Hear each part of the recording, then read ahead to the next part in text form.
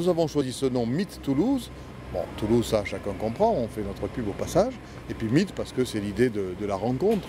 Et l'avantage, c'est que c'est en anglais, donc ça permet d'envoyer un message à l'échelle internationale. C'est un part des expos qui est tellement important qu'on ne peut pas avoir une approche franco-française, on doit avoir une ambition internationale. C'est la métropole de Toulouse qui s'affirme comme européenne. Et donc la rencontre à Toulouse, en plus l'idée de rencontre à Toulouse, c'est quelque chose qui renvoie à notre tempérament, à la convivialité méridionale qui nous caractérise. Donc je crois que c'est le nom qu'il faut. Je suis très heureux de l'évolution du chantier parce que le chantier est à l'heure et qu'il reste dans l'enveloppe financière que nous avons déterminée au début. C'est un chantier considérable, le plus important de toute l'Occitanie, un des plus importants de France. Et donc le challenge est d'autant plus tendu, mais pour le moment réussi, que de tenir le calendrier et le budget. Le parc exposition et le centre de congrès sont essentiels dans le devenir économique et social de Toulouse Métropole, de la Haute-Garonne et même de la région Occitanie.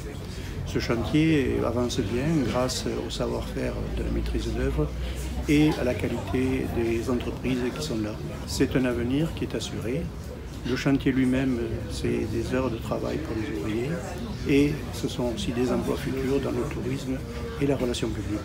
Pour la région, c'est quelque chose de très important parce qu'avec Carole Delga, nous avons lancé le plan Marshall du bâtiment et des travaux publics pour soutenir ce secteur d'activité qui avait été durement touché après la crise de 2008. Eh bien, ce chantier participe de manière formidable au redressement du bâtiment et des travaux publics. Et d'ailleurs, on peut se féliciter de quelques 80 à 85% des entreprises qui opèrent ici sont des entreprises de la région Occitanie. Nous avons 80 entreprises aujourd'hui qui sont attributaires sur les différents marchés de travaux, plus de 200 sous-traitants sur ce chantier-là. Donc on est sur quelque chose qui est majoritairement pour notamment l'emploi local assez important puisqu'on a 500 personnes par jour sur le chantier en pointe. Actuellement on est à 400.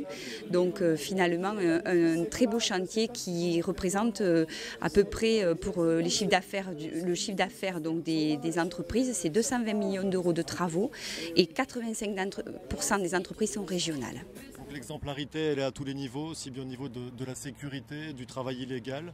Et donc tout a été mis en place et tous les acteurs qui ont été présents, aussi bien le SPS que le bureau de contrôle, que la maîtrise d'ouvrage avec la maîtrise d'œuvre, ont contribué à faire de ce chantier quelque chose d'exceptionnel. Mais c'était normal qu'un tel investissement montre la voie de chantiers exceptionnels.